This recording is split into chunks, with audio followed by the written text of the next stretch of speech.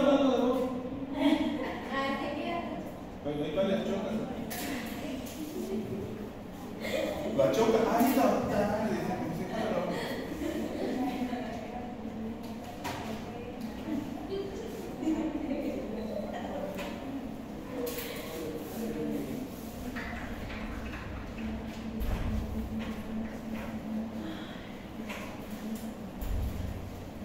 ya.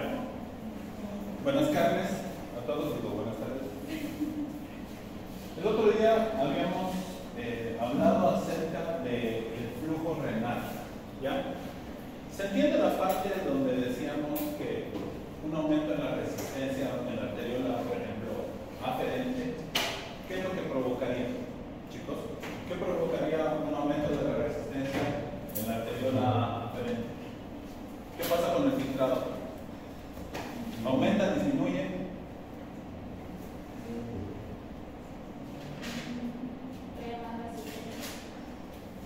Ya. Estamos creando más resistencia en la arteriola aferente. ¿Qué pasa con el filtrado?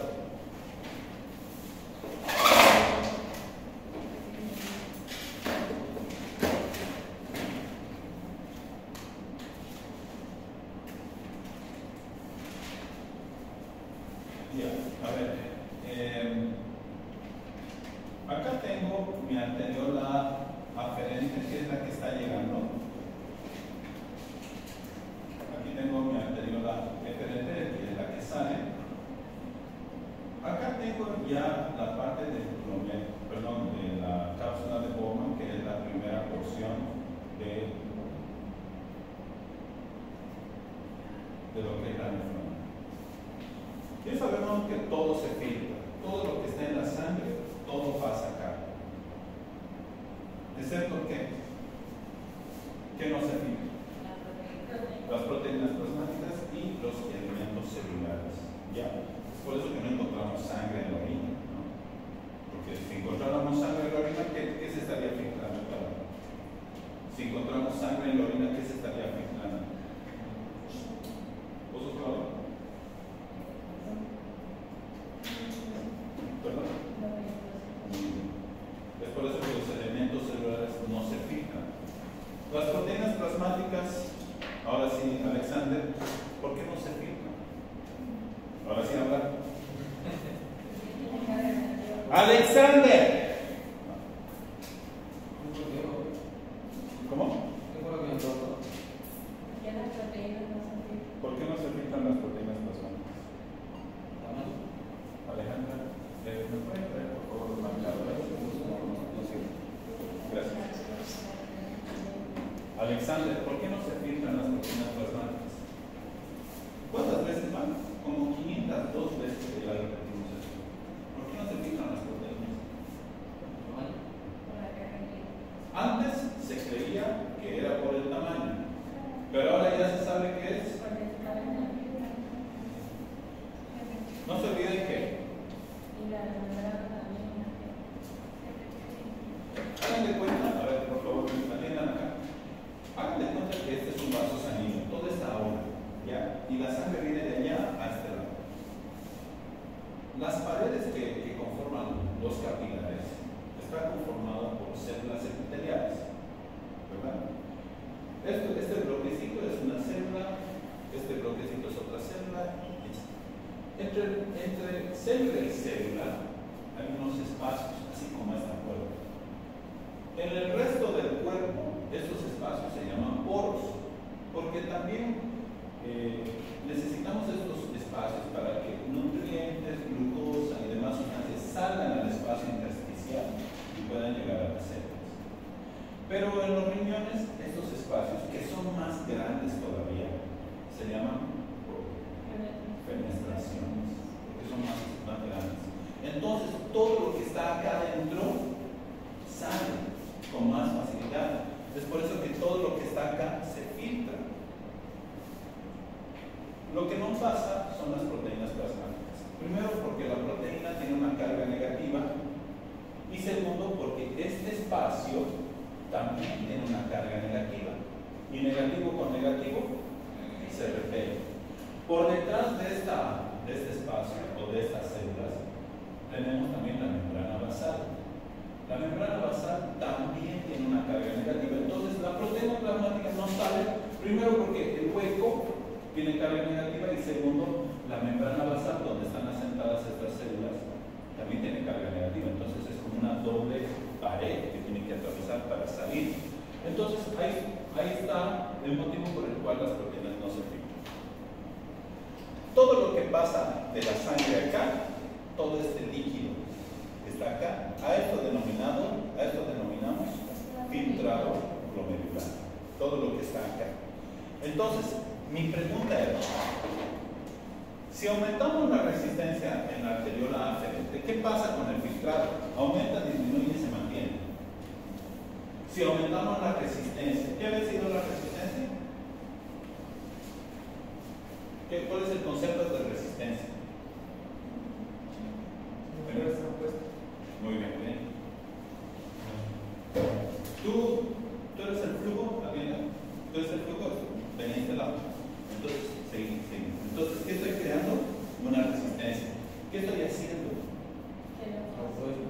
Una fuerza opuesta. Estoy creando una fuerza que va en contra. ¿Ya? La resistencia son los obstáculos. Toma asiento, gracias. Son los obstáculos que tiene el flujo. Entonces, al aumentar la resistencia, estoy creando mayor complicación para el flujo. Si disminuye la resistencia, es que esto va a ir más libremente. La pregunta otra vez, ¿qué pasa si aumento la resistencia en la arteriola aferente? ¿Qué pasa con el filtrado? ¿Aumenta, disminuye?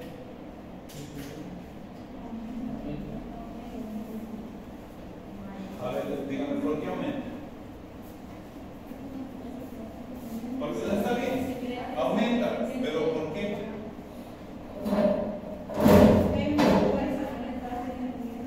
A ver, otra vez, por favor. Ok, aquí está el flujo, ¿verdad? Pero aquí tenemos una fuerza que está oponiéndose al flujo. ¿Qué va a pasar con la presión hidrostática glomerular? ¿Aumenta o disminuye? ¿Por qué aumenta si estamos deteniendo el flujo? Está deteniendo por el disminuye. ¿Cómo? Porque como está resistencia, yo te digo que resistencia y fuerza opuesta, por eso que disminuye. Ya.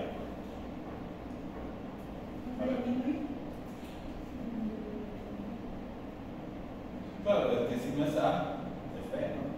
Pero la cosa es que tienen que entender por qué. ¿Se acuerdan que aquí manejamos la presión hidrostática glomerular? ¿Qué es la presión hidrostática? ¿Se acuerdan que les decía? Tengan un globito con agua y pónganlo sobre su mano. Entonces, la fuerza que está ejerciendo ese líquido, eso es la presión hidrostática, es la fuerza del agua en contra de la gravedad, a favor de la gravedad. Entonces, ese peso que tiene el agua, a eso llamamos presión hidrostática. Ese peso que está llegando acá, eso va a hacer que empuje hacia las paredes y que trate de venir todo ese contenido hacia este lado de la nefrona. La presión hidrostática glomerular es de, ¿recuerdan? 60 milímetros por mercurio. Ahí tenemos una fuerza normal que está ejerciendo el líquido acá, en la sangre. ¿Cuánto había sido la presión hidrostática glomerular de la cápsula de Bowman acá? 18. Entonces, hay una fuerza mayor acá, porque es como si Alejandro estuviera viniendo acá con una fuerza de de 60. Él maneja la presión hidrostática. Él está sacando a través de este vaso sanguíneo todo el contenido afuera con una fuerza de 60. Y yo tengo otra fuerza hidrostática también que viene de adentro, empujando hacia este lado. Pero la fuerza que yo estoy haciendo es de 18. ¿Quién va a ganar?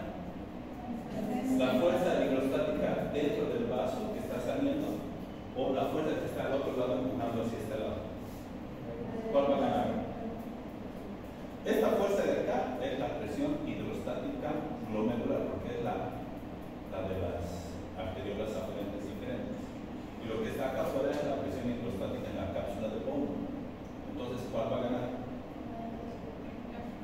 esta de acá. Entonces, esta de acá va a ganar porque está llevando mayor fuerza. Es por eso que sí se produce el filtrado, porque la fuerza es 60 en contra de 18. Esta fuerza de la cápsula de bomba está en este sentido, empujando hacia este lado. Es por eso que esta de 60 le gana.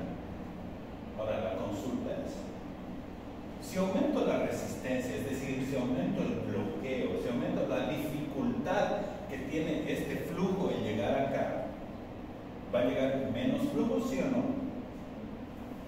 ¿Llega menos flujo? Sí. Entonces, ¿qué pasa con la presión hidrostática acá? ¿Aumenta o disminuye? Correcto. Va a disminuir porque, no se olviden del ejemplo que les decía de la manguera, que me parece el mejor ejemplo para entender lo que es flujo con presión.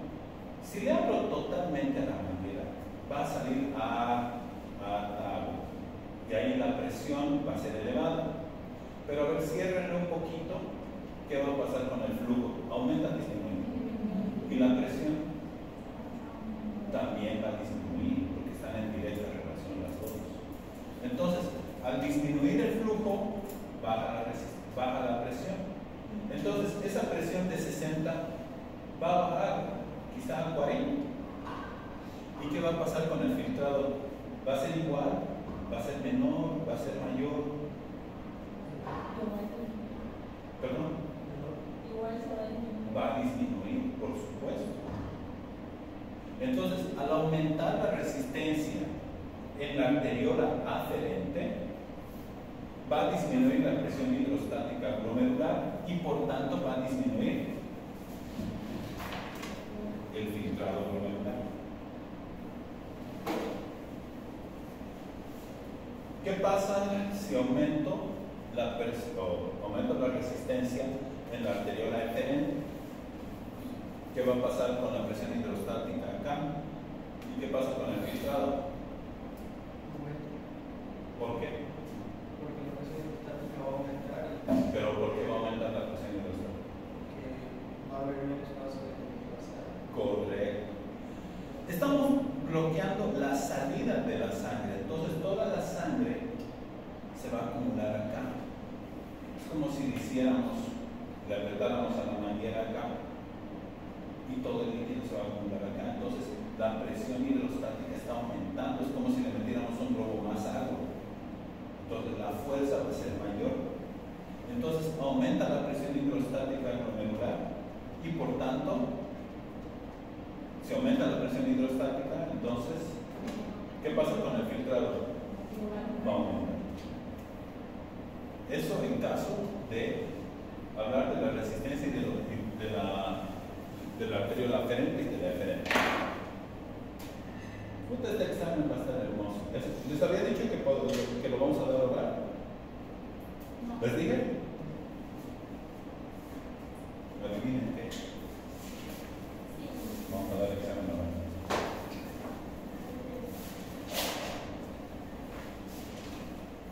Fíjense que los riñones reciben mucha sangre, ¿ya? Incluso más que el encéfalo. Y el encéfalo todo el tiempo necesita. Es más, bajamos un poquito la presión arterial, le bajamos un poco y nos desmayamos.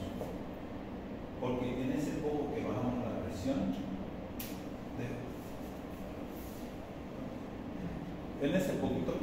presión, dejó de llegarle sangre, un poco de sangre al cerebro, y el cerebro se desenchufó y nos vino una disminución del riego sanguíneo. Hija, necesito que me hagas un favor.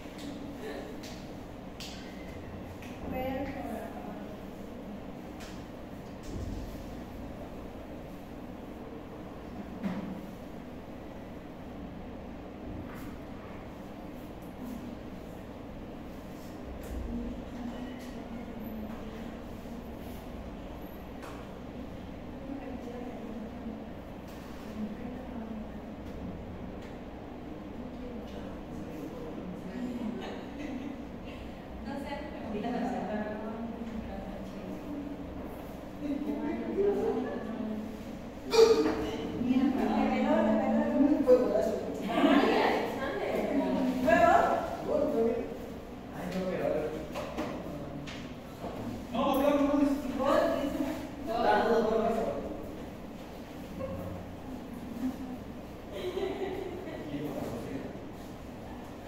Total.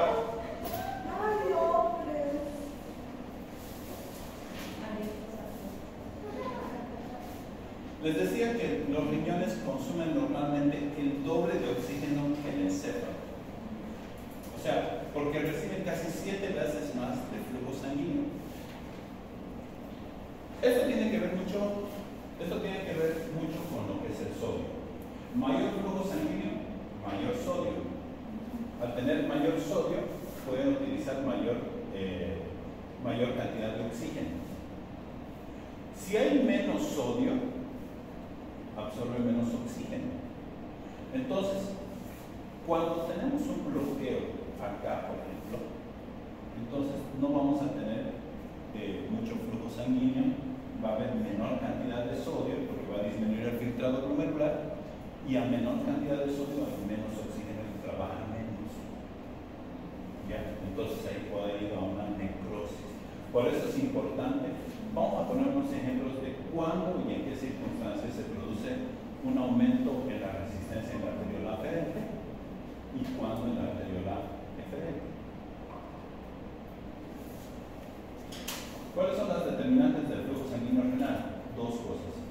El flujo la presión en la arteria renal, que fíjense que va de entre 80 y 100 milímetros de mercurio, y la presión en la vena renal.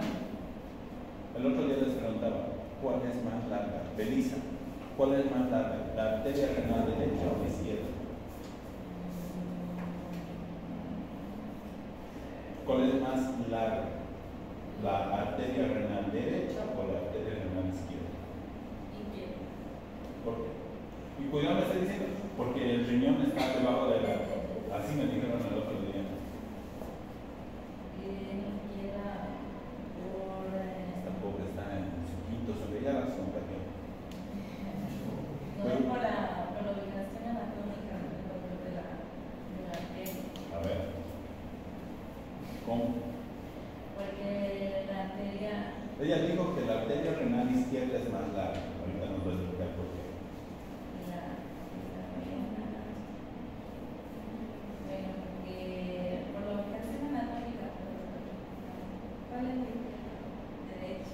¿Cuál es la izquierda?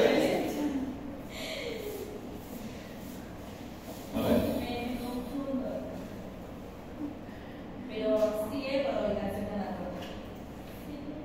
Pero ¿cómo? A ver.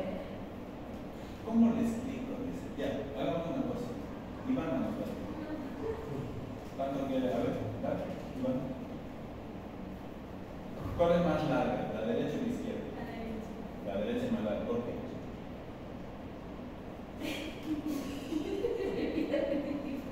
¿Saben qué? En este examen. Tenemos que traer un formulario para explicar. Pero puedes explicarlo así hablando. A ver, Alexander, ¿cómo? Es más larga la izquierda. Es la derecha, porque la aorta va a la izquierda de la columna vertebral. Perfecto. Por fin, ¿ven? La choca, respondió bien. La aorta, ¿cuál es el trayecto? La aorta tiene 3 porciones, ¿no? Porción ascendente, transversa, que es el callado, y luego la descendente. Y la descendente va por el lado izquierdo de la columna vertebral. Si va por el lado izquierdo de la columna vertebral, ¿cuál arteria renal es más larga?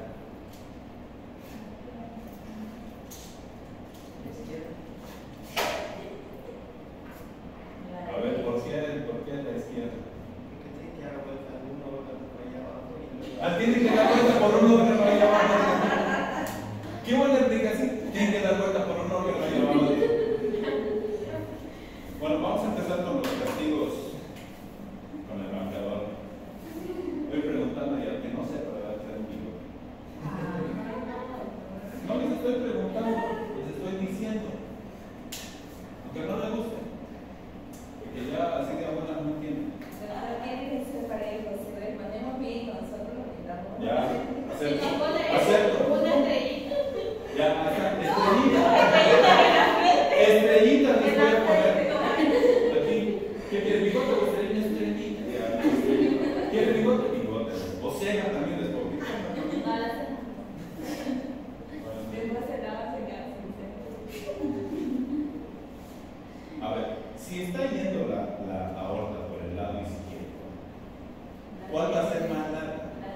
derecha, porque tiene que atravesar toda la parte media y llegar hasta el otro extremo.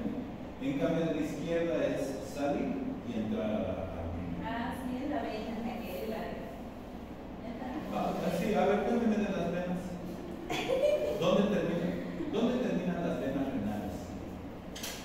Nada, Muy bien, en la cara inferior. Aquí están, ven. Háganse cuenta que aquí al medio está la columna vertebral. Entonces, si baja por el lado izquierdo, esta vena es más corta, porque la otra tiene que atravesar toda esta parte central y llegar hasta el otro lado. Y lo opuesto pasa con la vena renal. ¿Cuál es más larga? ¿La vena renal izquierda o derecha? La izquierda, porque tiene que abrir por delante de la arteria renal y llegar al riñón. En cambio acá nomás ya está el riñón derecho. Entonces es más larga la vena renal izquierda y es más larga la arteria renal derecha. Entonces, fíjense que las presiones que maneja la arteria es entre 80 y 100 y la vena renal entre 3 y 40, porque en realidad lo que hacen las venas es recoger la sangre y solamente las tienen que llevar hacia el corazón. No necesitan mayor presión. La mayor parte de la resistencia vascular reside en tres segmentos principales: las arterias hipervolubiliares, las arteriolas aferentes y las efferentes. Las determinantes del flujo del filtrado glomerular son la presión hidrostática glomerular y la presión coloidosmótica glomerular. Esto que habíamos visto acá, esto que se genera acá, es la presión hidrostática en el glomérulo. Y la presión coloidosmótica, que ya sabemos qué es. ¿Qué es la presión coloidosmótica? Chicos, ¿qué es la presión oncótica?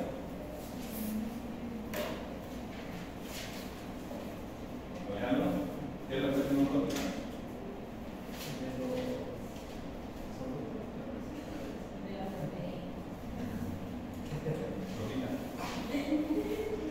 ¿La presión oncótica qué es?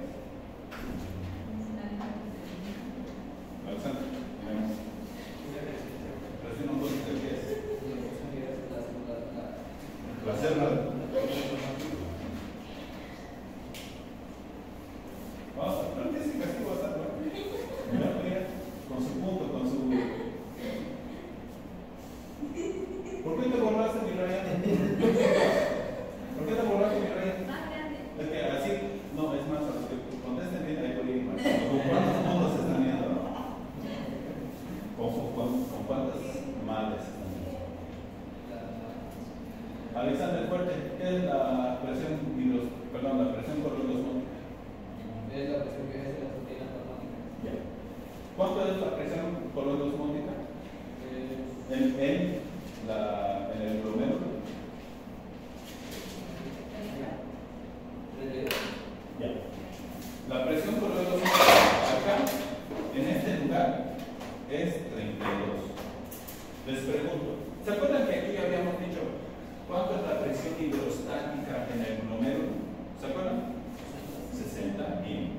La presión hidrostática en la cápsula de Bowman, 18. Bien. ¿Cuánto es la presión hidrostática en el glomérulo? Bien. ¿Cuánto es la presión coloidosmótica en la cápsula de Bowman?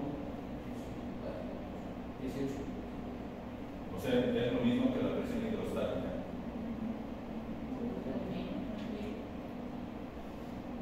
10. ¿Segura?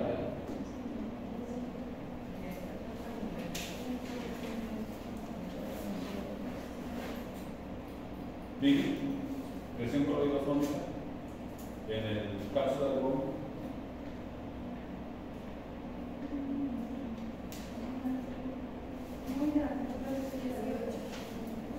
No vino a las 8. Pero ella tampoco vino ni estaba respondiendo.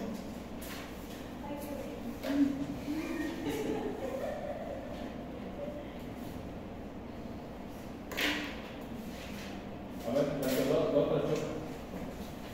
¿Cuánto es la presión coloidosmótica en la cápsula de Bowman?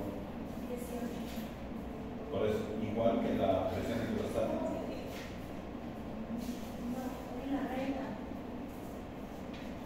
¿Qué está hablando? ¿De cuál regla está hablando? Esto que está acá es la presión hidrostática en el glomérulo renal, ¿verdad, chicos? Esto de acá, ¿qué era? La presión hidrostática en la cápsula de Bowman. Bien. Ahora, esto de acá, ¿qué era? Chicos, ¿pero qué? Presión. No. Coloidosmótica en el glomérulo. Aquí. Y acá, ¿cuánto es la presión coloidosmótica en la cápsula de Bowman?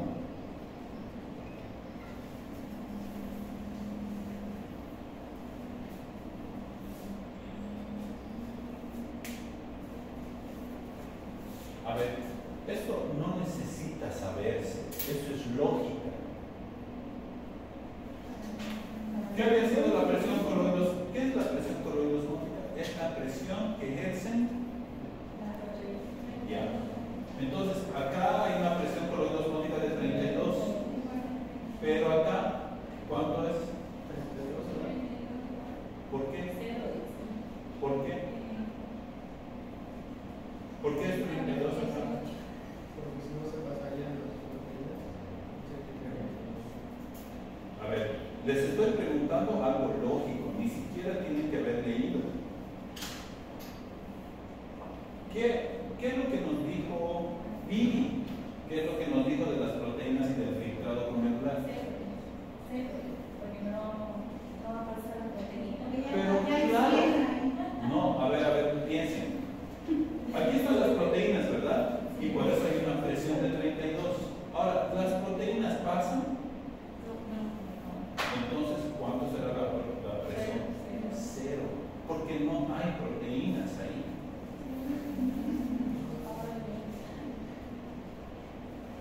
Pero es lógica.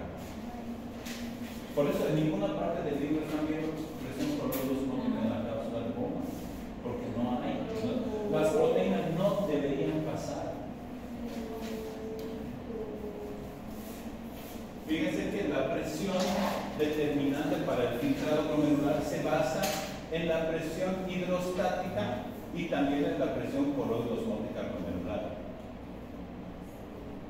Y estas dos, chicas, chicos, estas dos están reguladas por el sistema nervioso a través del sistema nervioso simpático y a través de hormonas y también de autacoides, que habíamos dicho que son los autacoides. Dije que me iba a preguntar en el examen, que no lo iba a decir. Los autacoides. ¿Están regulados por el sistema nervioso?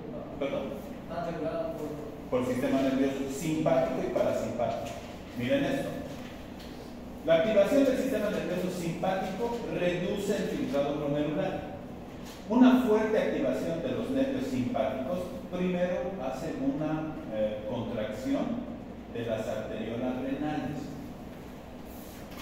¿Se acuerdan cuando hay un estímulo simpático? ¿Qué pasa con el corazón? ¿Aumenta la frecuencia cardíaca? Disminuye.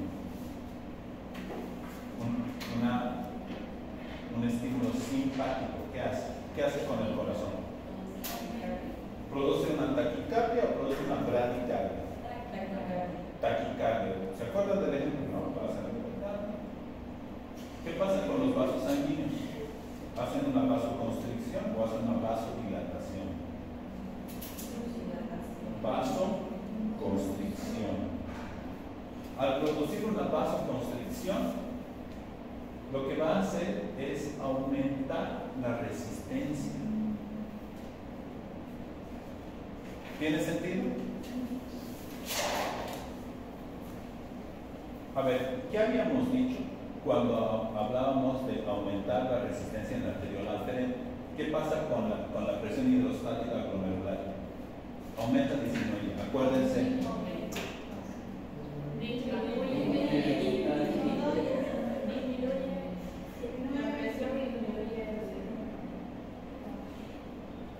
Cuando aumenta la resistencia en la arteriola aferente, la presión hidrostática glomerular disminuye, porque no se olviden, presión hidrostática es la fuerza del líquido, de la sangre.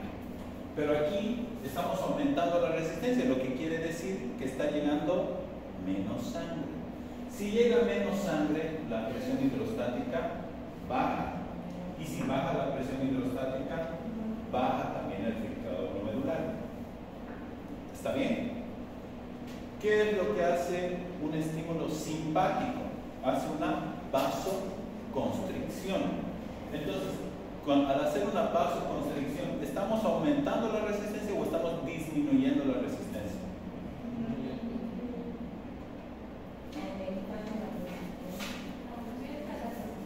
Ya, pero ¿por qué? A ver, aumenta la resistencia, pero ¿por qué?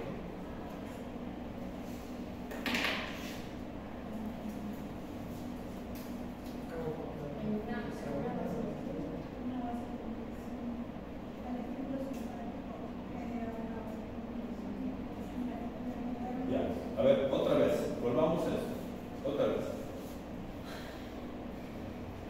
Hagamos de cuenta que no hay nada de resistencia. ¿Ya? La sangre llega por acá hasta el glomérulo. Y acá la presión hidrostática es de ¿cuánto? 60, ¿bien? Y la presión hidrostática en la cápsula de Bowman es 18, normal, ¿verdad? Ya. Suponiendo que aquí hacemos un corte y reducimos el flujo, ¿eso estamos aumentando la resistencia o estamos disminuyendo la resistencia? Aumentando la resistencia. Estamos aumentando, a ver, ¿estamos creando mayor resistencia o estamos creando menor resistencia? Mayor resistencia, porque estamos, ¿qué había sido resistencia? Es la fuerza que se opone al flujo. Si tenemos este flujo normal, al aumentar la resistencia estamos creando una fuerza que se opone a este flujo. Entonces, al aumentar la resistencia estamos disminuyendo el flujo que va a llegar acá. Si disminuye el flujo acá, disminuye la presión. No se olviden lo de la manguera. Mayor flujo, mayor presión. Menor flujo, menor presión. Entonces estamos disminuyendo el flujo, por tanto estamos disminuyendo la presión hidrostática. Y al haber menor presión hidrostática, disminuye el flujo del filtrado glomerular. Cuando hacemos una vasoconstricción por un estímulo simpático, entonces aumentamos o disminuimos la resistencia. Piensen bien, por favor. ¿Aumentamos o disminuimos la resistencia? ¿Qué creen? ¿Qué dice el público?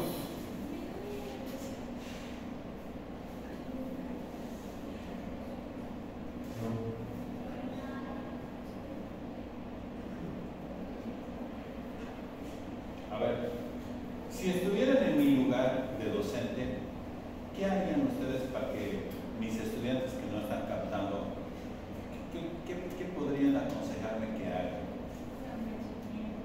¿Qué? Es una excelente idea, Iván. Dice que los mencioné. ¿Saben qué ganas no me faltan? Pero entiendo que ustedes tienen su ritmo de aprendizaje, pero ese ritmo está yendo muy lento. Lento, pero sí. Lo bueno que ya está cerca del examen, así. Entonces, esta parte es la que no se entiende, ¿verdad? No se entiende, ¿verdad?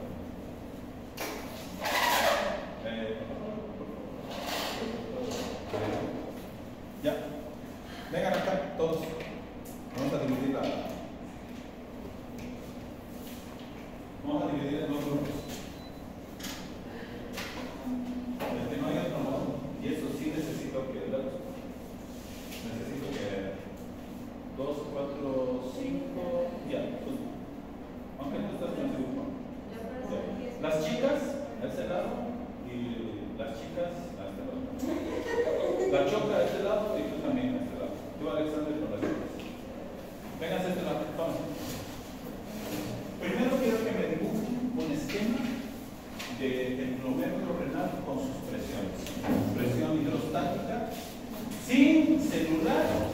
sin cuadernos, no los quiero ver acá todavía.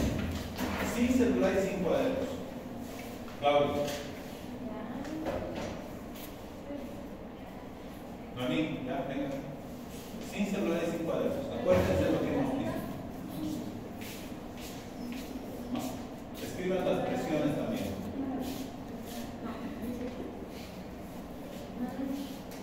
Porque esto tienen que saber.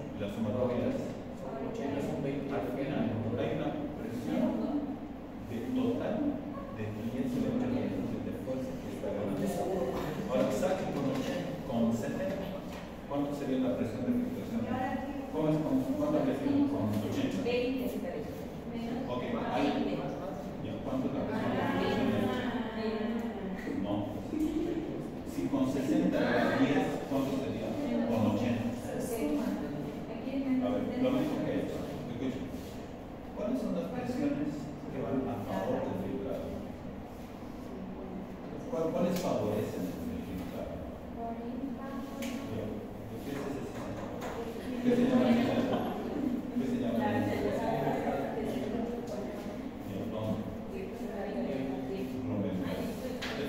Presión hidrostática con novembro. ¿Y esta de acá qué se llama?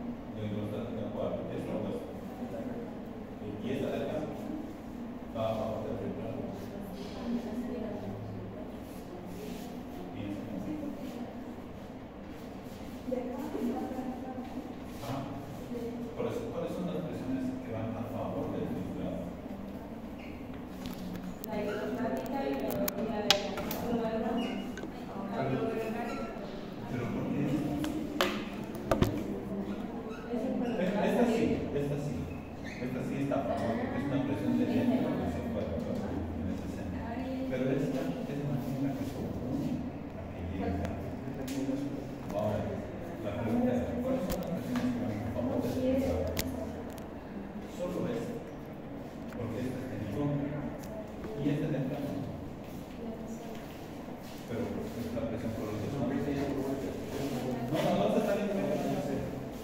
¿Cuánto le decís con 70? Ya, entonces hay una fuerza de 20 de filtrado.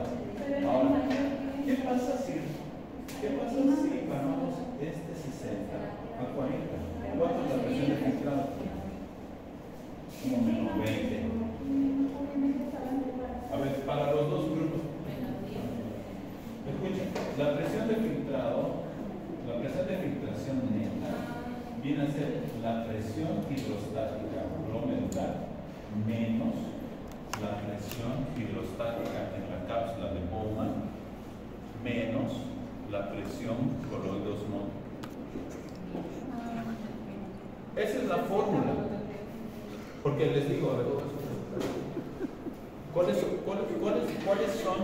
son las fuerzas que van a favor del filtrado? Solamente esta, porque esta se está oponiendo. Sí. Y esta, ¿por qué esta no está a favor? ¿Por qué no está a favor la presión? No pueden entrar las proteínas. Porque las proteínas son como imán para el agua, o sea, no dejan que salga el agua. Entonces, esta se está oponiendo también al filtrado. Es por eso que si queremos sacar la filtración neta, es la presión hidrostática menos esta. Entonces, por eso nos sale un total de 10, que es la presión de filtración neta. Ahora, les digo, hemos aumentado esto con ustedes a 80. ¿En qué circunstancias podrían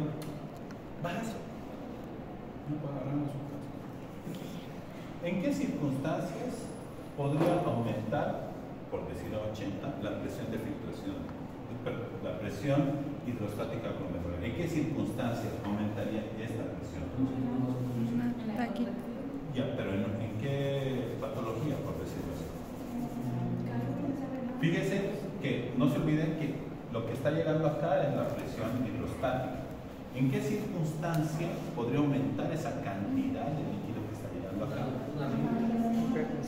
En la hipertensión. Porque la hipertensión, ¿qué es lo que está haciendo? Está aumentando el flujo, porque no se olviden, es como si a la manguera le aumentáramos más todavía el flujo, aumenta más el agua y aumenta más la presión, porque los dos están en relación. Entonces, en una hipertensión aumenta más acá, entonces ya no es 60, es 80. ¿Y cuánto sería entonces la tasa de la presión de filtración neta?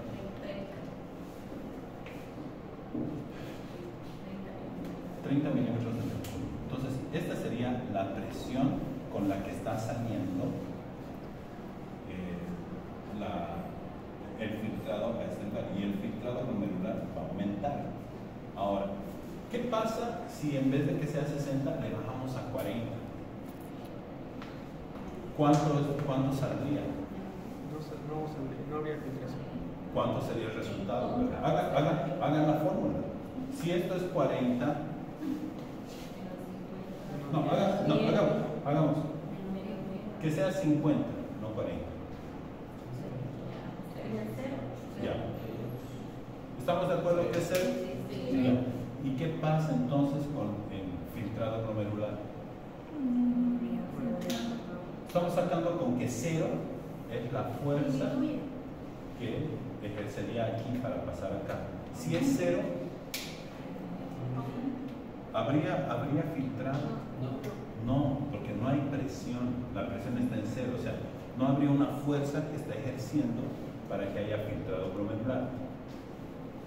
Hace un rato les decía, un estímulo simpático, ¿qué va a hacer? Está aquí. ¿Qué va a hacer un estímulo simpático? Acelera el corazón. Alexander. Taquicardia. ¿Qué provoca? Taquicardia. ¿Qué provocan las anteriores? Vasoconstrucción. Provoca taquicardia, pero ¿qué pasa? Vasoconstrucción. ¿Qué provoca? Una vasoconstrucción. Ok. ¿Qué estamos haciendo al hacer una vasoconstricción acá? Estamos aumentando o disminuyendo el flujo. Aumento. Estamos disminuyendo el flujo. Entonces, ¿qué va a pasar con la presión hidrostática acá? Va a disminuir. Entonces, un estímulo simpático, ¿qué hace al final con el filtrado glomerular? Disminuye. Pero su resistencia aumenta. Pero sí, a ver, lo que estamos haciendo es cerrar el vaso sanguíneo. Disminuye. Aumenta la resistencia y disminuye. Claro, aunque estamos aumentando o Aumenta estamos la disminuyendo la resistencia Aumenta. al hacer una vasoconstricción. Aumenta. Estamos aumentando la resistencia, estamos creando mayor dificultad para que llegue la sangre acá. Sí, entonces, ¿qué va a pasar con la presión hidrostática glomerular? ¿Aumenta o disminuye? Disminuye. ¿Y qué pasa con el filtrado? Disminuye también.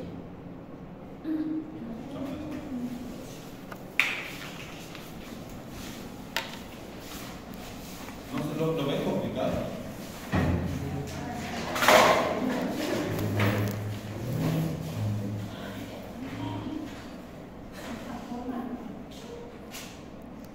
Doctor, no tiene nada de malo grabado. Ahorita le voy a dar una patada. La pénica le va a hacer la pared.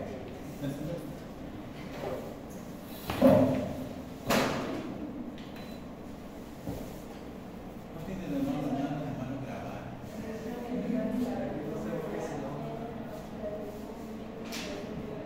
Ayer chupando su pilfruda en plena. Y lo miro todavía para que deje de chupar. ¿Sí, doctor?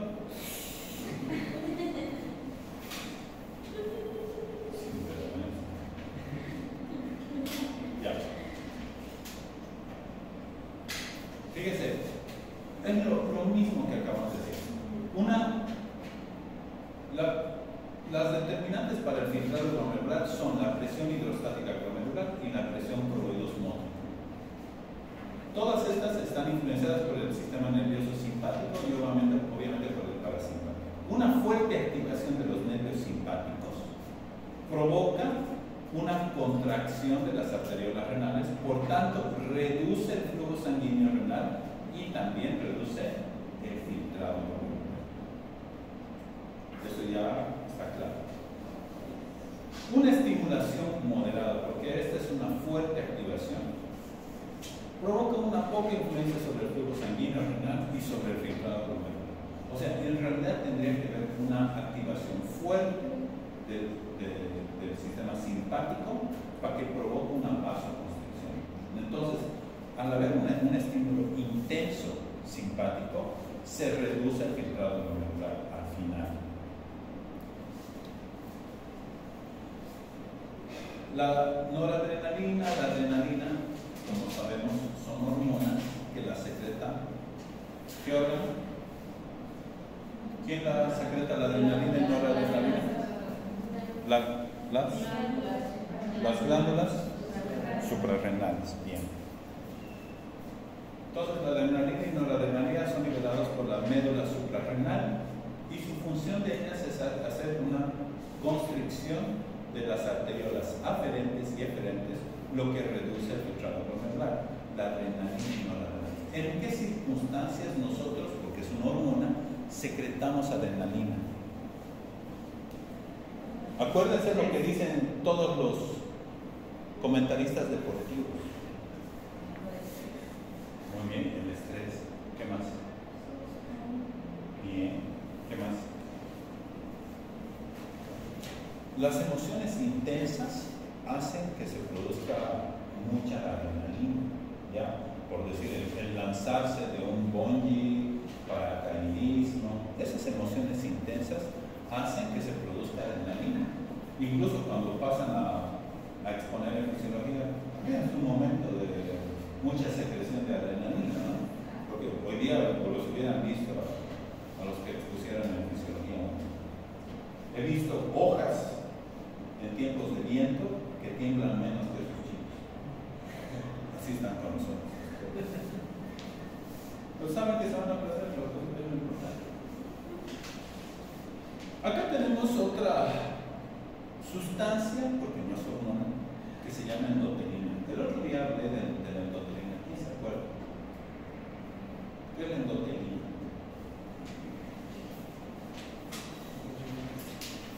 La endotelina es una sustancia vasoconstrictora que la produce. ¿Se acuerdan de cuando les decía esto es un capilar y está rodeado por células? ¿Qué se llaman? ¿Perdón? Muy bien, células endoteliales. Esta endotelina es producida por las células endoteliales solamente cuando están dañadas. Les pongo un ejemplo. ¿Qué pasa si este vaso sanguíneo lo cortamos y empieza a salir sangre, y empieza a haber una salida de sangre? ¿Cuál es la función que tienen entonces estas células dañadas? ¿Qué van a producir? ¿Qué van a producir? ¿Qué van a producir? Ya, ¿qué va a decir la endotelina? Una sustancia. Entonces, este es un vaso sanguíneo dañado, donde se dañan también las células. Las células están dañadas y empiezan a producir endotelina. ¿Qué va a hacer la endotelina? Va a ser Entonces lo que va a hacer es tratar de cerrar el vaso sanguíneo dañado y detener la hemorragia. ¿Ya? ¿Qué hace entonces la endotelina? Puede contribuir a la hemostasia cuando se secciona un vaso sanguíneo, por lo que ya dijimos. Las concentraciones de endotelina también aumentan en ciertas enfermedades asociadas a lesiones vasculares. El mejor ejemplo de esto es la diabetes. Porque la diabetes lo que hace es, al tener demasiada glucosa en sangre, daña los vasos sanguíneos. Lo primero que el diabético tiene problemas es con la visión, porque daña los vasos sanguíneos del ojo, y también con el pie diabético. ¿Cuál es el problema con el pie diabético? La irrigación, porque corta los vasos sanguíneos, o sea, detiene la irrigación. Entonces, al no haber irrigación en los lugares más alejados, que vendría a ser el dedo gordo, por ejemplo, entonces ahí ese lugar se empieza a necrosar, empieza a perder vitalidad. Entonces, uno de los problemas que tienen los diabéticos es el pie diabético y problemas de ceguera. Entonces, las concentraciones de endotelina también aumentan en ciertas enfermedades asociadas a lesiones vasculares. La diabetes también lesiona los vasos sanguíneos renales. Entonces, al lesionar un vaso sanguíneo renal, ¿qué va a provocar con las arteriolas entonces? ¿Va a ser provoca una vasoconstricción? ¿Y qué pasa con el filtrado? O sea, ¿aumenta o disminuye la resistencia? Aumenta la resistencia. ¿Y al aumentar la resistencia? Disminuye el filtrado glomerular. ¿Se entiende? Contribuye a la vasoconstricción y reduce el filtrado glomerular en algunas alteraciones fisiopatológicas. Eso en cuanto a la adrenalina, noradrenalina y la endotelina. Lo de la autacoide lo dejo para el examen, así que si lo buscan bien, si no lo buscan, mejor para mí, así lo sabes. ¿Cuál es el efecto de la noradrenalina, de la adrenalina, de la endotelina? Primero, ya lo hemos hablado, hace una vasoconstricción, y al provocar una vasoconstricción hace una disminución del filtrado glomerular. Entonces, todas estas producen una disminución en el filtrado glomerular. La pregunta del millón: ¿cómo se produce la angiotensina 2? Vivi, esto no es de la anterior clase, esto es de toda la vida. Voy a echar mis marcadores.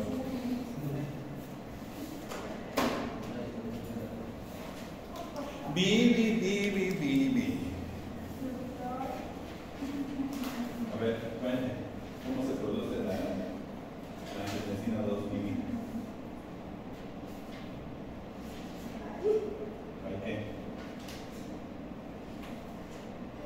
Hablando de la angiotensina 2. ¿Cómo se produce la angiotensina 2, Esmeralda? Ah, ya les hice la promesa, ¿no?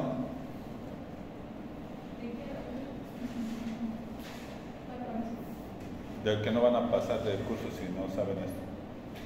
¿Ya les dije? ¿No les dije? Bueno, escuchen bien. Les prometo que no van a pasar del curso al siguiente semestre si no se aplican un poco. Ah, ya les dije, ¿no?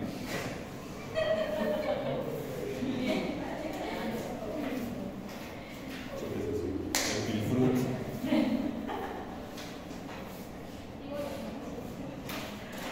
Ay, cuidado, pero ya tengo 70, no puedo. 0, 0, 0, 35. Para que crean que ya aprobó. ¿Cómo se produce la angiotensina 2?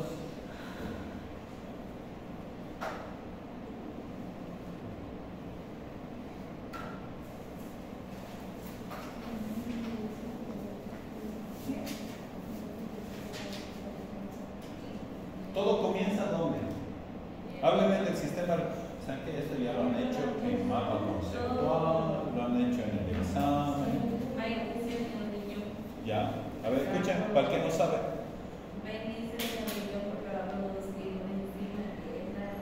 Bien. ¿En qué circunstancias se produce la renina?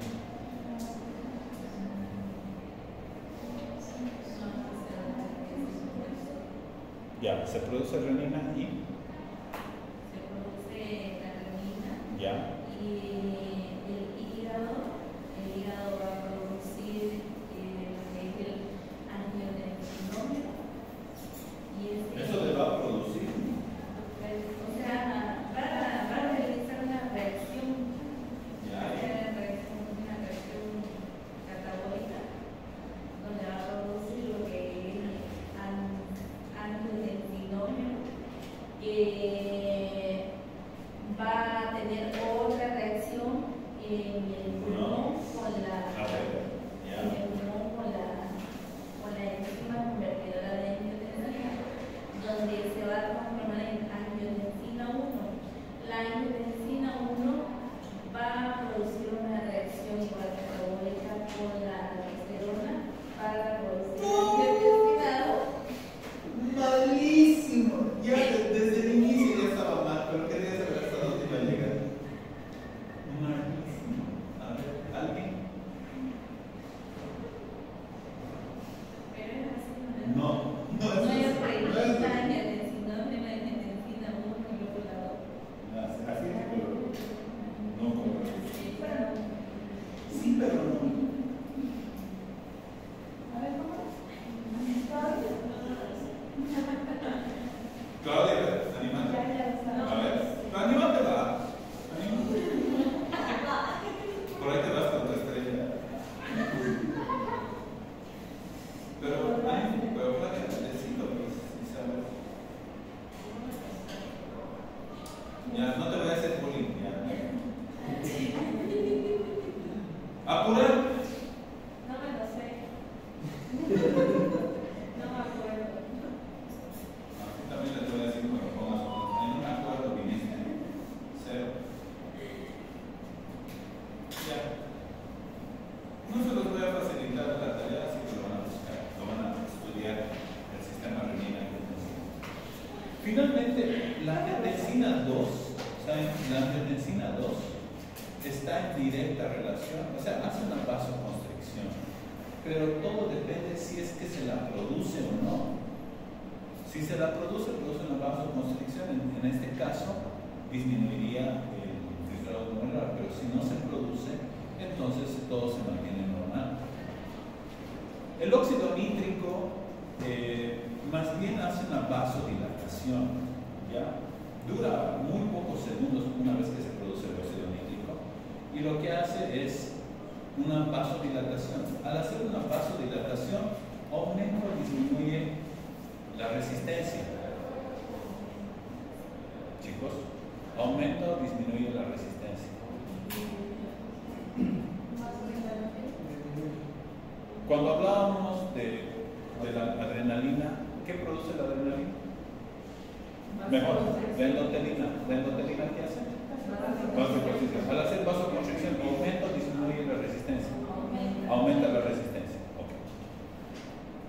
óxido nítrico produce una vasodilatación. ¿Aumenta o disminuye la resistencia? Disminuye la resistencia. O sea, como se abre más, hay más flujo. Entonces hay menor resistencia. Entonces lo que hace es haber menor resistencia, por tanto aumenta la presión hidrostática glomerular y aumenta el flujo sanguíneo, el filtrado.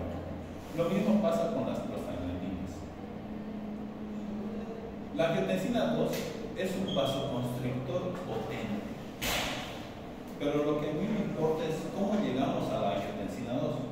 Y cuando se forma la angiotensina 2, también estimula la producción de aldosterona.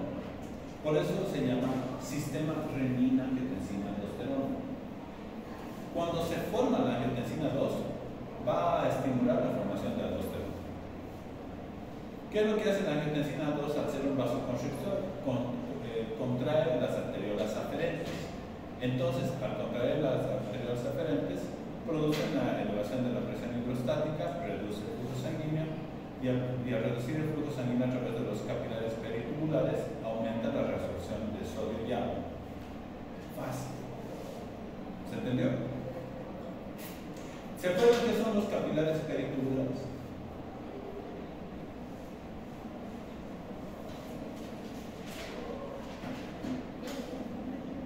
Capilares peritubulares. Peritubulares. Periquetes. Primera vez que está escuchando ese nombre. Periquete.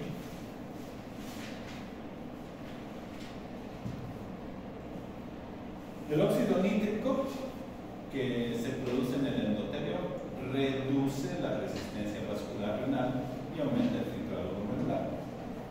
Para empezar, el óxido nítrico es un autacoide y reduce la resistencia vascular. Ayuda a mantener la vasodilatación de los riñones y también ayuda a excretar el sodio y agua. También cuando se administran fármacos aumenta la resistencia vascular, disminuye el filtrado glomerular y la excreción urinaria de sodio. No se olviden que el sodio, y eso lo comentaba en una de las primeras diapositivas de ahora, está en relación con el oxígeno. ¿Ya? Los riñones consumen mucho oxígeno. Reducimos el flujo, reducimos el sodio. Al reducir el sodio, reduce la cantidad de oxígeno. Entonces, el sodio está en directa relación con el oxígeno. En los hipertensos va a haber una vasoconstricción renal y por tanto un aumento de la presión arterial. Las prostaglandinas y la bradicimina tienden a aumentar el filtrado glomerular. ¿Por qué? ¿Por qué la prostaglandina aumenta el filtrado glomerular? Porque tienen la misma función del óxido nítrico, producen una vasodilatación. ¿Ya? Entonces producen una vasodilatación y aumentan el flujo sanguíneo renal y por tanto el filtrado glomerular. Impiden las reducciones excesivas del filtrado glomerular y también del flujo sanguíneo. La autorregulación del filtrado glomerular y el flujo sanguíneo renal, esto lo hacen al mantener un reparto de oxígeno y nutrientes. Cuando hay una extracción por lo tanto, cuando mantienen este flujo de oxígeno y nutrientes, va a haber una producción de los productos de desecho y eso también se va a mantener una producción constante y se eliminan también de una manera normal. La retroalimentación ayuda a llegar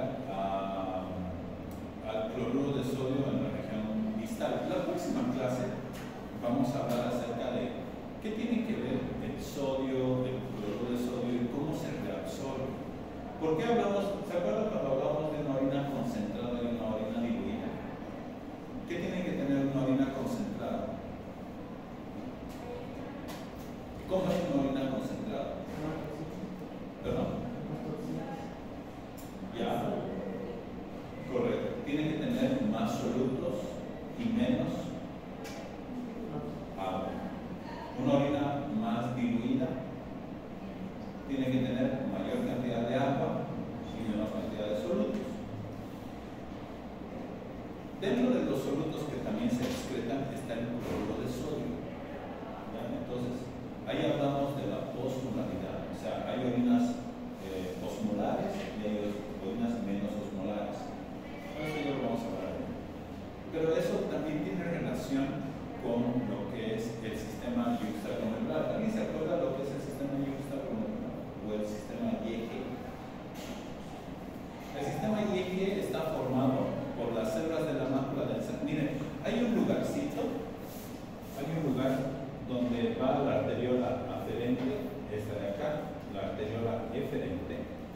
Y este lugar tiene células de la mácula densa. Este lugar es el aparato yuxtacolomedular y es el lugar que les decía que es como un sensor cuando reduce la presión arterial. Entonces, cuando reduce la presión arterial, este manda una señal a la hipófisis para que se produzca, por ejemplo, la vasopresina. Doctor, ahí es donde se produce también la renina. La renina, claro. Pero este es el sensor donde indica que hay una reducción del flujo sanguíneo y estimula la producción de la vasopresina, que también es motivo de la próxima clase. Aquí está, miren. Estas son las células IgG, las que están rodeando a la arteriola aferente y eferente. Y esta es parte del túbulo distal. Y en el túbulo distal tenemos las células de la mácula densa y todo esto conforma el aparato yuxtacolomedular. Este es el plan regulante todo. Cuando hay una reducción de cloruro de sodio en la mácula densa, dilata las arteriolas aferentes y eferentes. Miren este gráfico. Disminuye la presión arterial y por tanto disminuye la presión hidrostática glomerular. Y al reducir esto, disminuye el filtrado glomerular. Acá lo que hace es que la cantidad de cloruro de sodio, de sodio disminuye. ¿Qué pasa cuando disminuye la cantidad de cloruro de sodio? Entonces empieza un sistema de retroalimentación. Aquí, por ejemplo, va a empezar lo que es, aquí aumenta la resistencia arteriolar, empieza a producirse la angiotensina 2, empieza a producirse renina para que esto vuelva a revertirse. Entonces, para que la presión empiece a aumentar. Eso es un sistema de retroalimentación donde la mácula densa detecta la cantidad de cloruro de sodio. Al haber mucha cantidad, o menos cantidad de cloruro de sodio, entonces este empieza a producir mayor cantidad de renina, mayor cantidad de vasopresina para que el sistema pueda reabsorber agua. La osmolaridad es así. Acá tengo un vaso con agua y tengo soluto. Aquí tengo el mismo vaso con menos cantidad de agua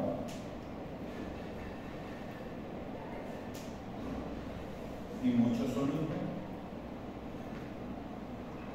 El mismo vaso de agua con algunos solutos. ¿Cuál creen de estos que tienen mayor osmolaridad?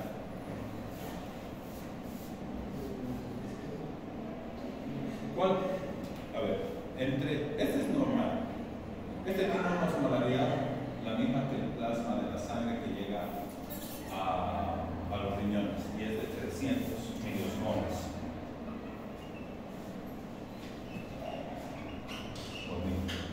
Esto es lo normal, 300 miliosmoles por litro. ¿Cuál entre este y este, cuál creen que tiene mayor osmolaridad?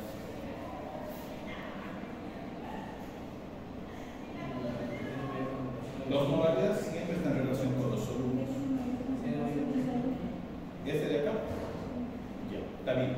Este es el que tiene mayor osmolaridad, porque tiene mayor cantidad de solutos que de agua. Entonces, y esto tiene que ver también con el cloruro de sodio. El cloruro de sodio es este soluto. Entonces, al haber mayor osmolaridad, cuando disminuye la cantidad de cloruro de sodio, se activa el sistema renina-angiotensina y empieza a haber un aumento de la angiotensina 2, empieza a haber un aumento de la renina, porque ese líquido se empieza a absorber. Entonces aumenta la osmolaridad en el plasma. Y esto es un sistema que vuelve a retroalimentarse hasta que se nivelen las presiones. Una vez que se nivelen las presiones, o la osmolaridad, mejor dicho, ya empieza a regularse también el sistema de flujo de sangre. Los vasos sanguíneos tienen un efecto rebote. ¿Se acuerdan? O no sé si hemos igual con ustedes en gastro, por ejemplo. Cuando estimulamos los músculos masticatorios al poner alimento en la boca, una vez que los músculos baja la mandíbula y tiene un efecto rebote. O sea, ante un estiramiento del músculo hay un efecto rebote. Ya si hay un estiramiento, hay una contracción refleja. Lo mismo pasa con los vasos sanguíneos. Al haber una vasodilatación, hay una vasoconstricción refleja. O sea que al mismo tiempo se va a contraer. Entonces, cuando se estiran mucho los vasos sanguíneos, empieza a contraerse nuevamente y de ese modo se autorregula. El problema es que cuando llegamos a cierta edad y se endurece la capa muscular de los músculos, entonces ahí ya no hay una autorregulación. Y esa autorregulación se va perdiendo. ¿Qué otros factores hacen que haya afectan el flujo sanguíneo renal? Por ejemplo, la ingesta elevada de proteínas. Si aumentamos el consumo de proteínas, vamos a aumentar, ¿se acuerdan de la presión coloidosmótica que está en relación con las proteínas? ¿Qué pasa si aumentamos la presión coloidosmótica? Aumenta, disminuye el flujo, el filtrado. Si aumentamos la presión coloidosmótica, ¿qué pasa con el filtrado biliar?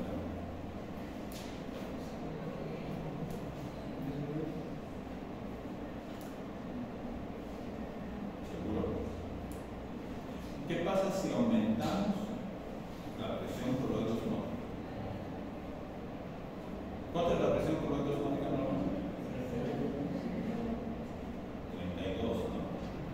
¿Qué pasa si lo aumentamos a 42?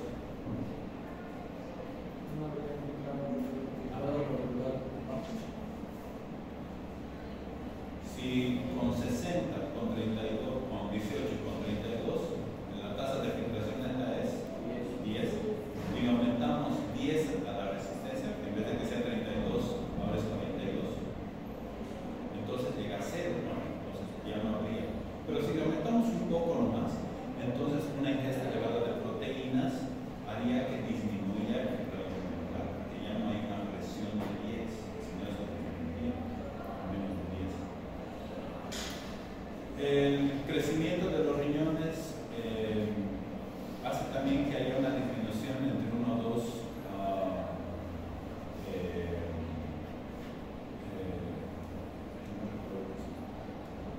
también el aumento de la glucemia, la glucosa absorbida en el túbulo distal, y eso hace que evite también que llegue el sodio a la mácula densa. La mácula densa, no se olviden que es esta cosita acá, que es el que va regulando la osmolaridad. Si aumenta mucho el cloruro de sodio, quiere decir que no hay agua, porque es esto. Si siente que hay mucho cloruro de sodio, quiere decir que no hay agua.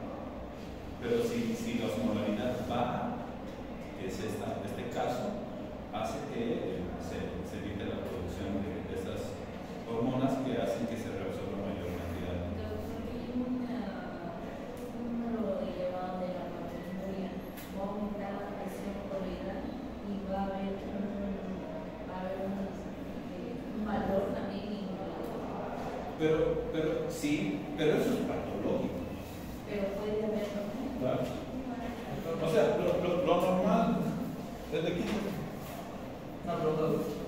En el ejemplo que nos dio, por ejemplo, cuando es la presión hidrostática, en la presión hidrostática cuando es 60, en total queda haciendo 10, pero cuando es 50 queda en ser, y si es 40 o 30, por ejemplo, serían menos. Claro, ahí ya no habría filtrado glomerular. Definitivamente. Claro. O sea, no se produciría orina. Y eso es el edema. ¿Cómo? Y eso es el edema. Puede ser. En realidad el edema es la presencia de líquido en el espacio extracelular. Pero eso se produce en cualquier parte del cuerpo, no solamente en los riñones. Pero sí hay edema de origen renal. Claro que sí. Por ejemplo, la insuficiencia renal es cuando no se produce orina. Y esos son los casos que me están preguntando.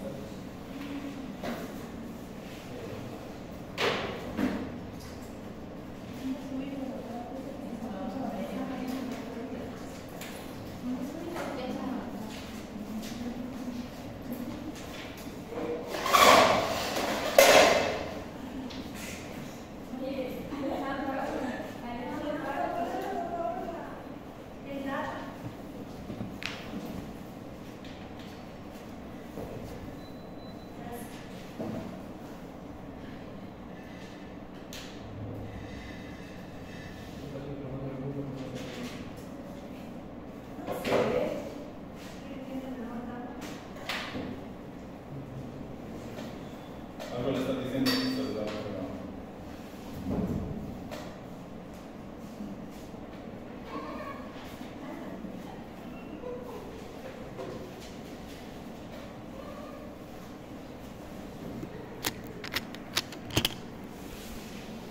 pues sí, grabó aquí el